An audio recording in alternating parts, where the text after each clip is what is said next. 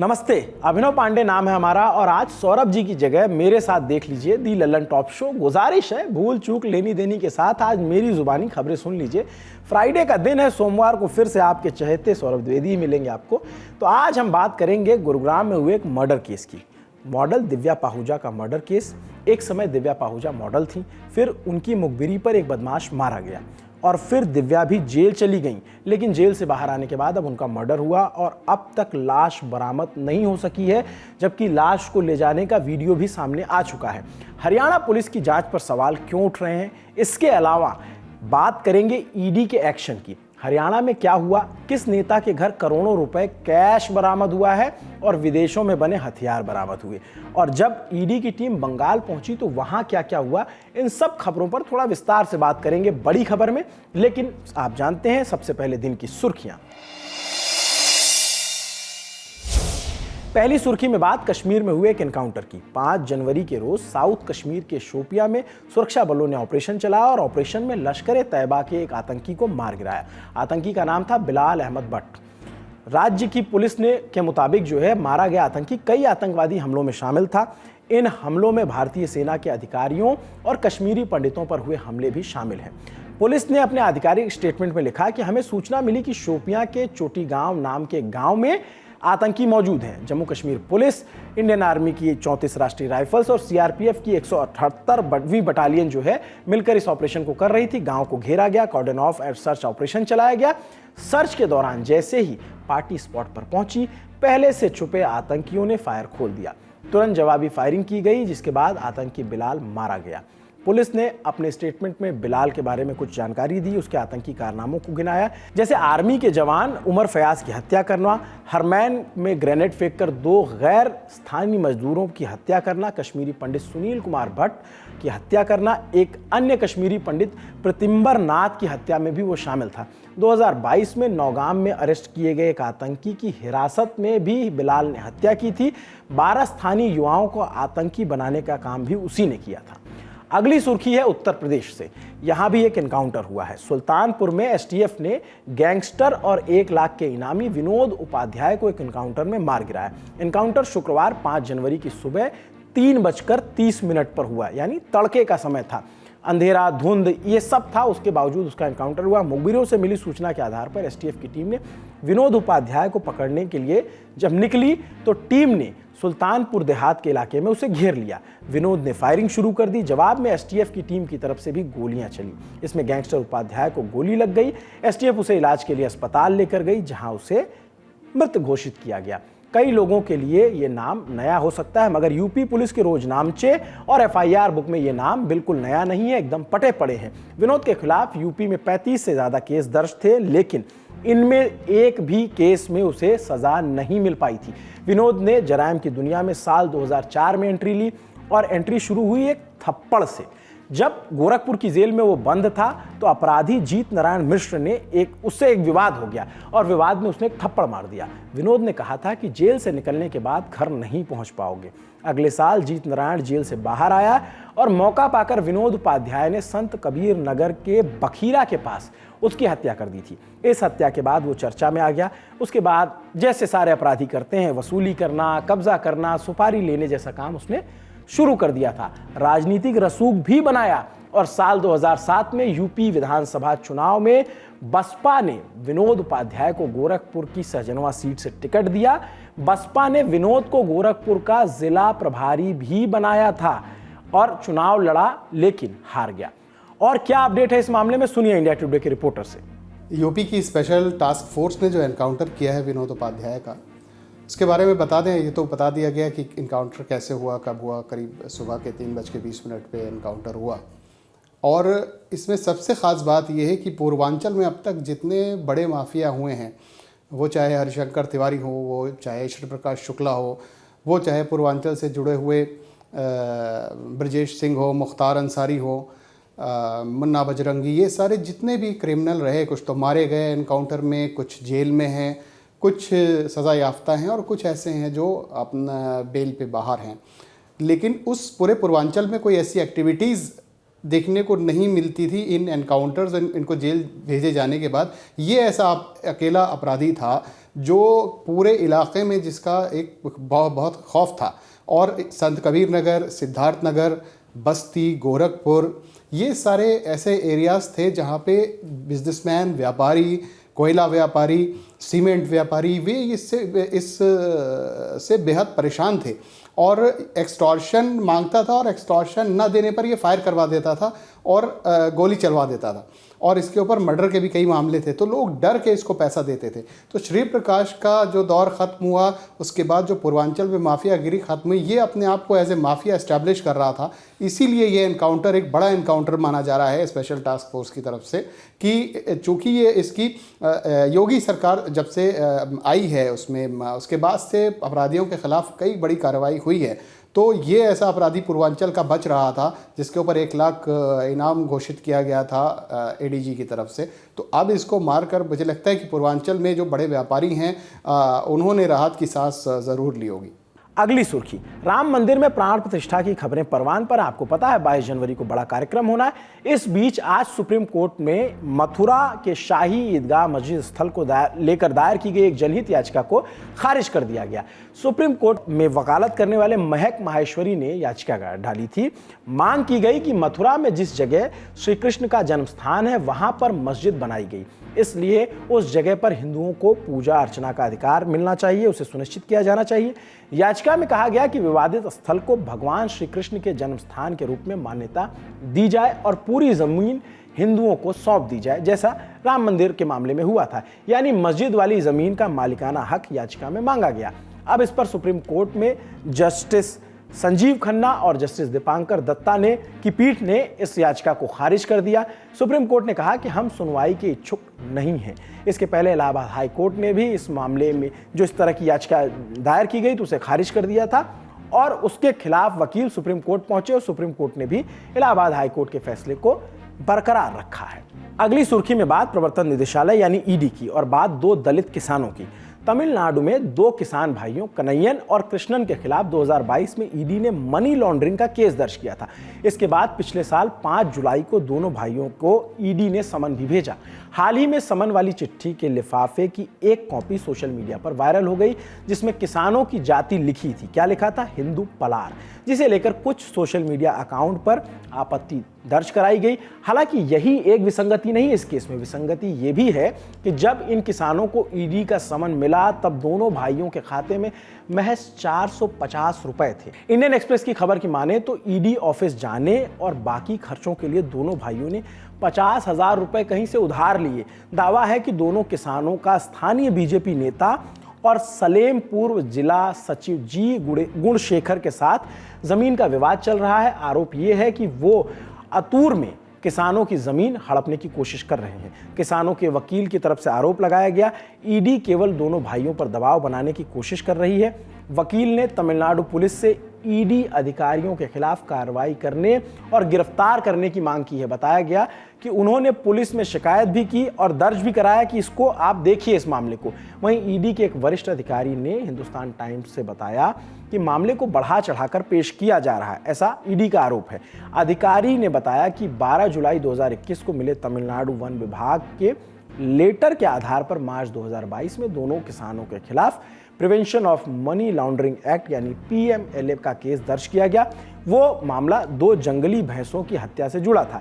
ED ने अपनी सफाई में कहा कि अदालत और FATF financial action task force के आदेश पर वन्य जीव मामलों को उठाया जा रहा है। हालांकि उन्होंने ये भी कहा कि अब केस बंद किया जा रहा है। ईडी अधिकारियों ने ये जरूर माना कि लिफाफे पर जाति का जिक्र करते हुए गलती हुई थी।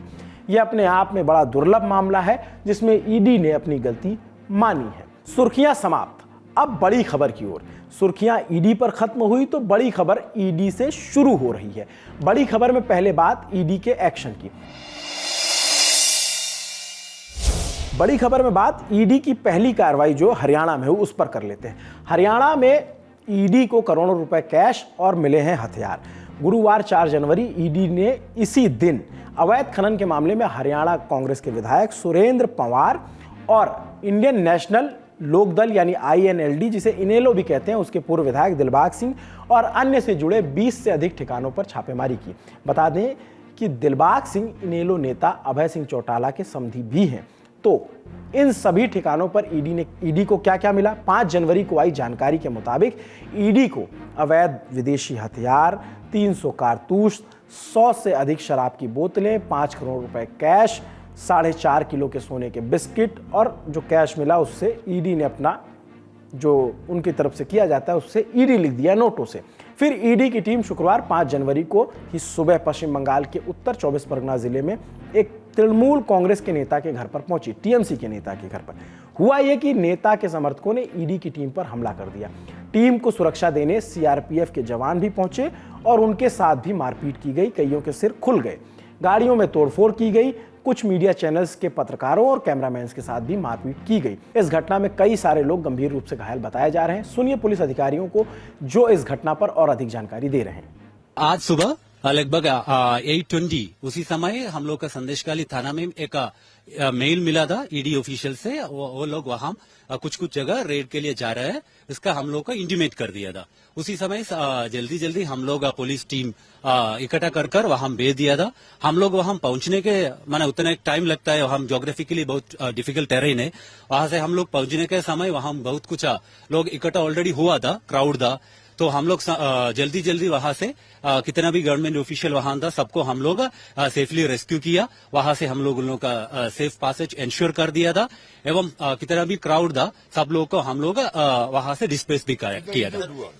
तो ये तो हम लोग को इन्फॉर्मेशन में इतना ये नहीं, तो ईडी लोग को बोल पाएगा वहां का कितना इंजर्ड हुआ। इस घटना के बाद सूबे में राजनीति शुरू हो गई, जो होना स्वाभाविक था क्योंकि वहां TMC का शासन है।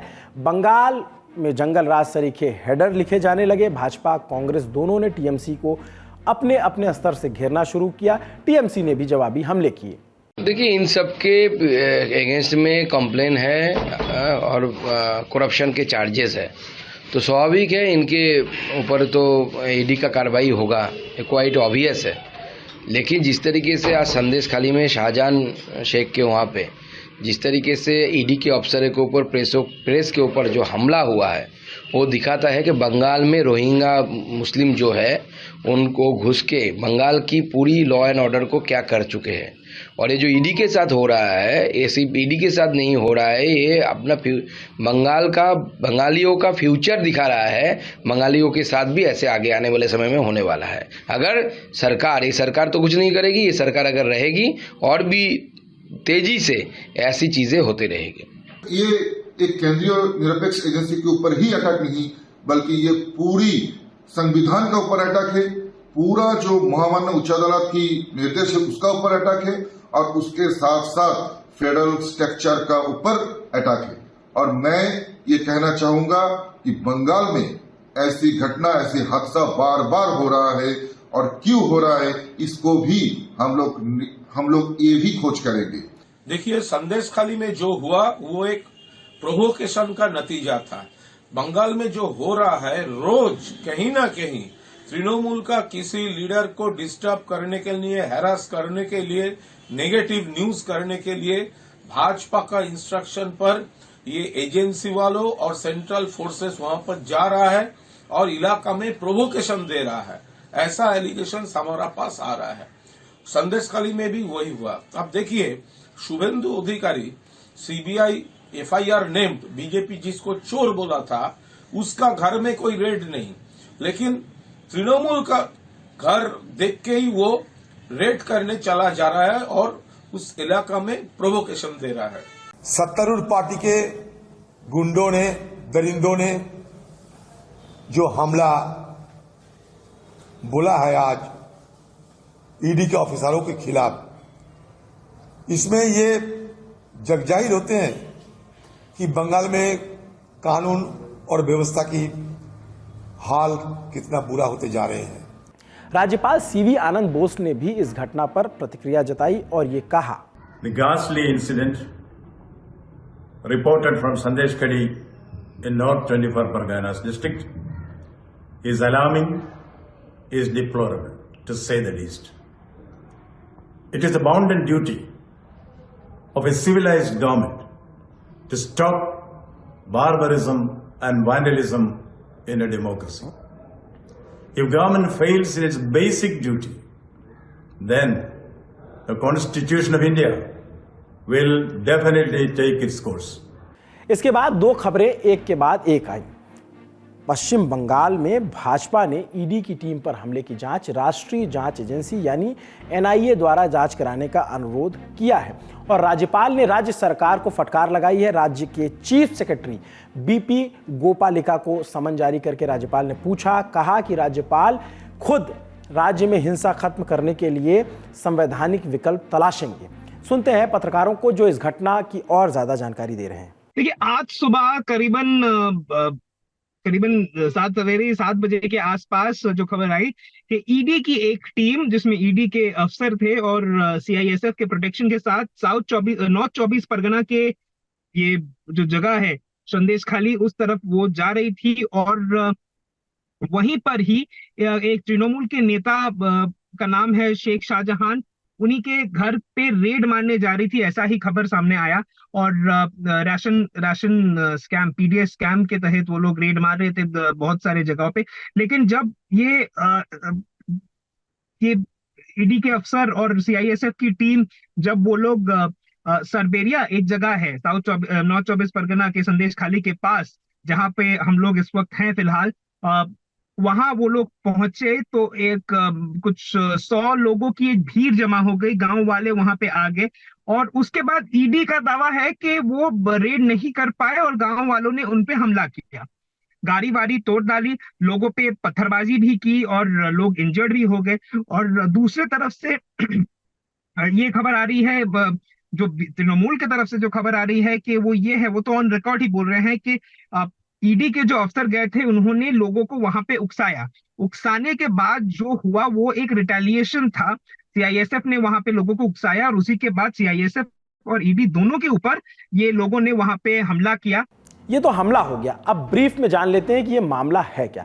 खबरों के मुताबिक ईडी की टीम राज्य में 15 जगहों पर छापा मार रही है और ये छापे सूबे में हुए कथित राशन घोटाले से जुड़े हैं। आरोप है कि पश्चिम बंगाल में सार्वजनिक वितरण प्रणाली यानी पब्लिक डिस्ट्रीब्यूशन सिस्टम के तहत जो पीडीएस वाला राशन आता है उस राशन में गबन किया गया, 30% राशन को बेच दिया गया और राशन को बेचने के लिए जो पैसा आया उसे मिल मालिकों में और पीडीएस डिस्ट्रीब्यूटर के बीच बांट दिया गया। आरोप है कि ये सारा खेल कुछ सहकारी समितियों की मिली भगत से हुआ। इसके बाद चावल की मिलों के मालिक जो हैं उन्होंने किसानों के फर्जी खाते खोले, उनके अनाज के बदले उन्हें दिया जाने वाला तय एमएसपी न्यूनतम समर्थन मूल्य जिसको कहते हैं वो पैसा अपनी जेबों में भर लिया, जबकि सरकारी एजेंसियां सीधे अनाज को किसानों से खरीदने वाली थीं। इस मामले में के एक संदिग्ध आरोपी ने यह स्वीकार किया कि चावल मिल मालिकों ने इस तरह के प्रति क्विंटल लगभग 200 रुपए कमाए।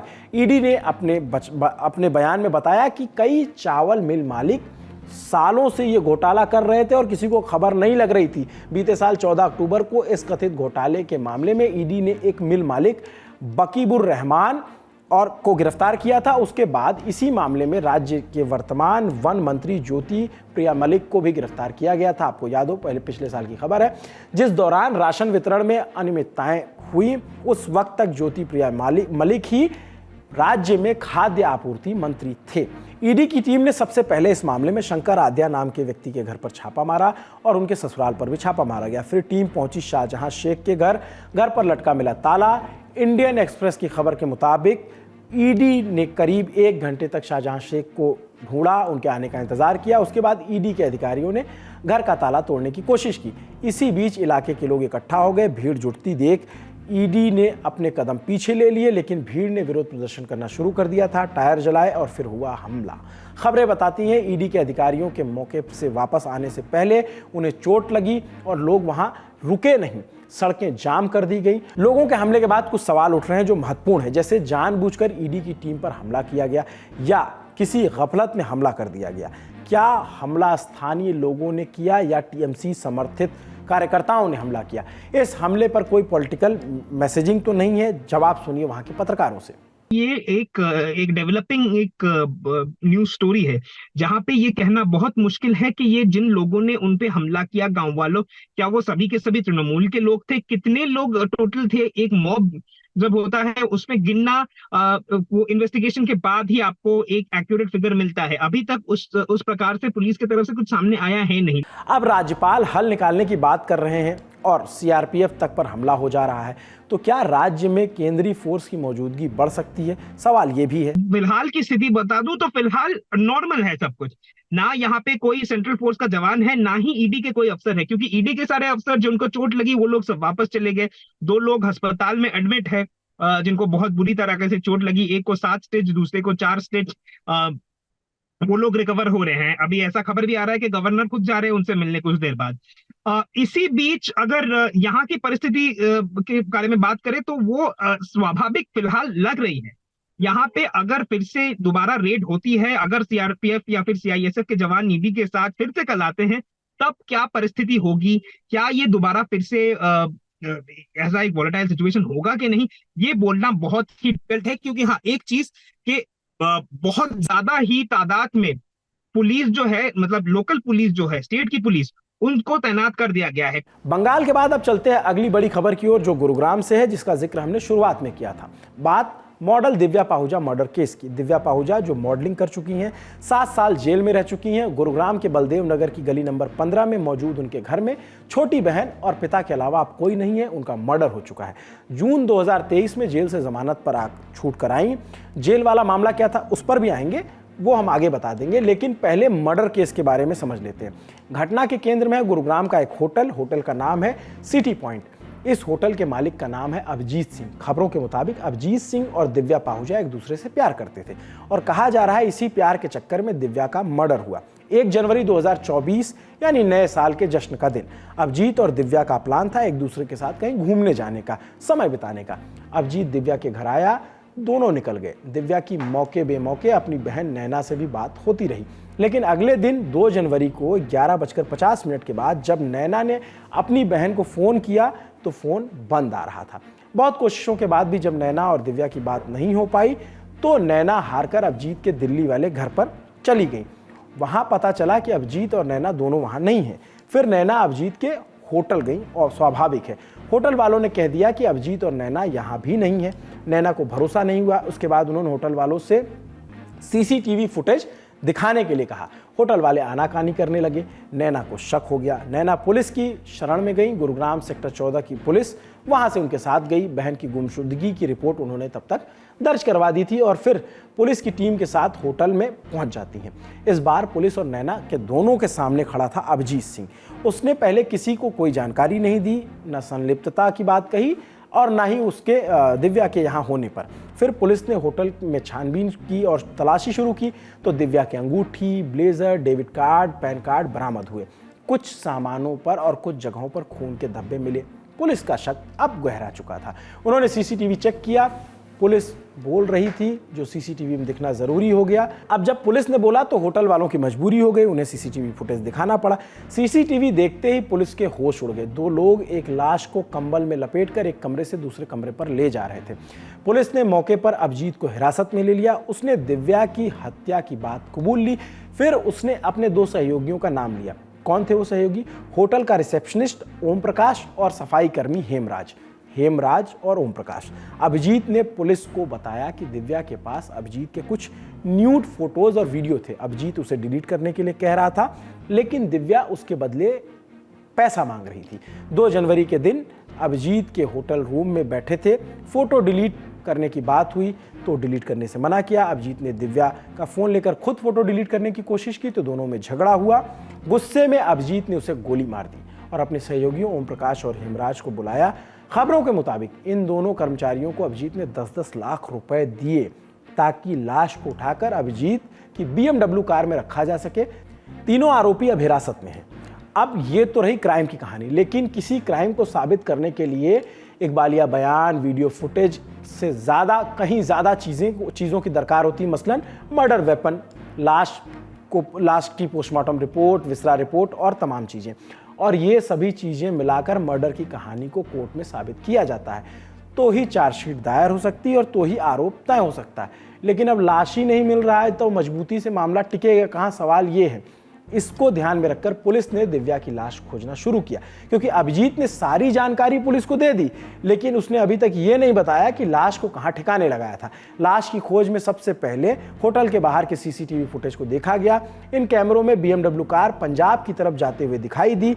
पुलिस ने अंदाजा लगाया तो लाश पंजाब की ओर जाकर खोजना शुरू किया। जब खोजबीन हुई तो पटियाला में एक नहर के पास पुलिस को कार बरामद हुई। कार में खून के निशान मिले, लेकिन लाश फिर भी नहीं मिली।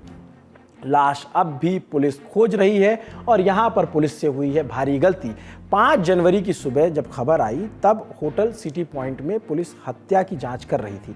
लाश उस समय होटल में ही थी, ऐसी जानकारी मिली है, लेकिन पुलिस को पता नहीं चला। खबरों के मुताबिक इस होटल में अभिजीत ने कमरा नंबर 114 हमेशा अपने लिए बुक कर रखा था, लेकिन वारदात वाले दिन अभिजीत और दिव्या कमरा नंबर 111 में रुके।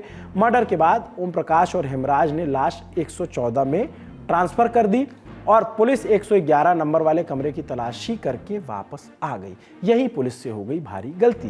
पुलिस मर्डर में एक अहम सुराग मिस कर चुकी है और इसके बाद लाश को ठिकाने लगाया गया और वो लाश अब तक पुलिस को नहीं मिली है। हमने इंडिया टुडे के क्राइम पत्रकारों से इस पर बातचीत की, पूछा दिव्या पाहुजा की लाश क्यों नहीं मिल रही है और लाश तलाशने के किन एंगल्स पर पुलिस ध्यान दे रही है। सुनिए क्या जवाब मिला। देखिए, दिव्या को लेकर लगातार पुलिस की जांच आगे बढ़ रही है।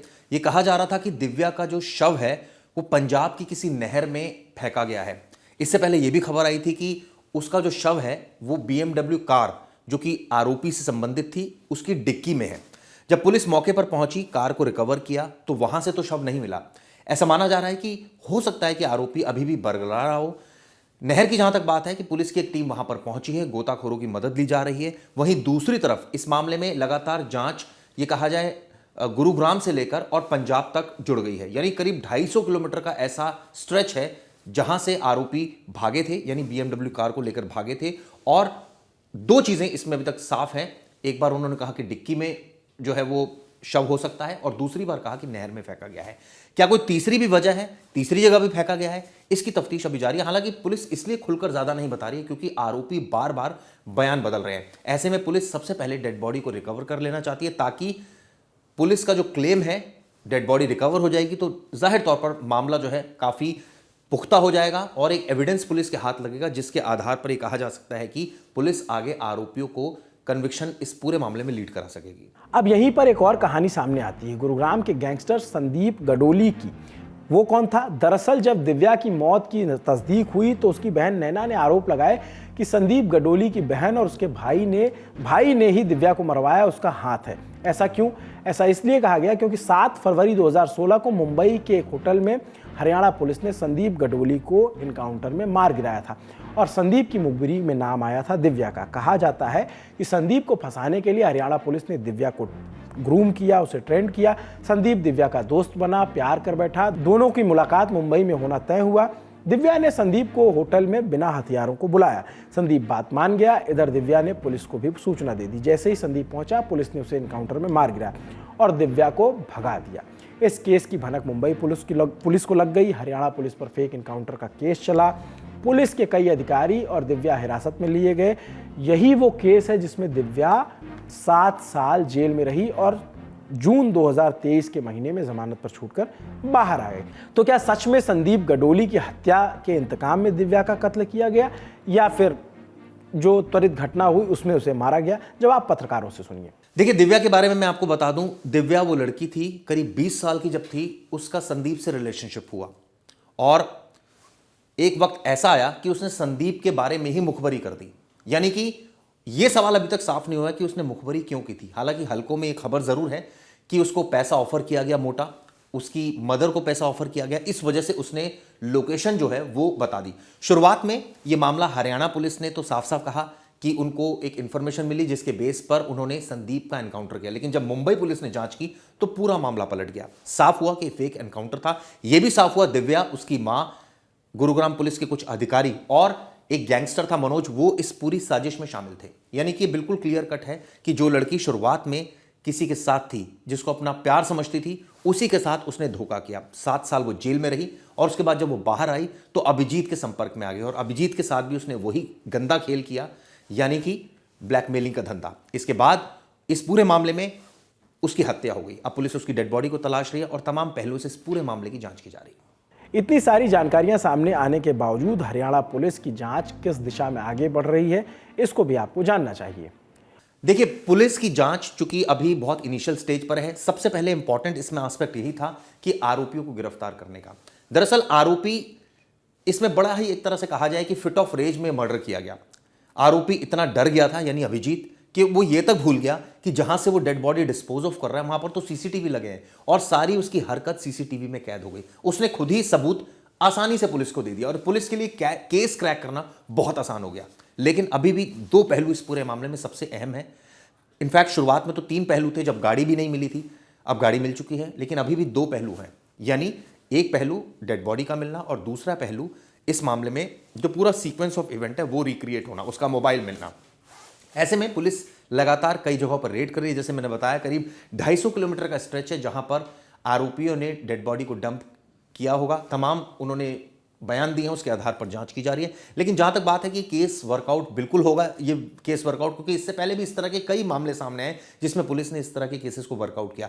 सवाल ये उठता है कि क्या बिना डेड बॉडी के, क्या बिना मोबाइल की रिकवरी के ये केस कन्विक्शन की तरफ लीड कर सकता है? तो इसका सवाल है, बिल्कुल कर सकता है। ऐसा इसलिए क्योंकि इस मामले में सीधा क्लिंचिंग एविडेंस है, मोटिव क्लियर है, डेड बॉडी घसीटते हुए विजुअल क्लियर है और यह साफ है कि पूरा मामला सीधा सीधा, इसमें कई ऐसे सर्कमस्टांशियल एविडेंसेस हैं जिसके आधार पर आरोपी को सजा मिल सकती है। लेकिन अगर डेड बॉडी मिल जाती है, मोबाइल मिल जाता है, तो केस और पुख्ता होगा। उम्मीद है कि जल्द ही इस हिंसक घटना और इस क्रूर घटना की सही जांच होगी, मुस्तैद जांच होगी, आरोपियों को सजा मिलेगी। इसके अलावा ईडी जिन मामलों की जांच कर रही है, शायद उनके भी राज खुल जाएं, दोषियों को सजा हो और अगर घटना किसी रूप से राजनीतिक रूप से मोटिवेटेड होती है तो उसका भी सच वक्त के साथ सामने आ जाएगा। आज के दिल ललन टॉप शो में इतना ही। अपना और अपनों का खूब ख्याल रखिए। शुक्रिया। शुभ रात्रि।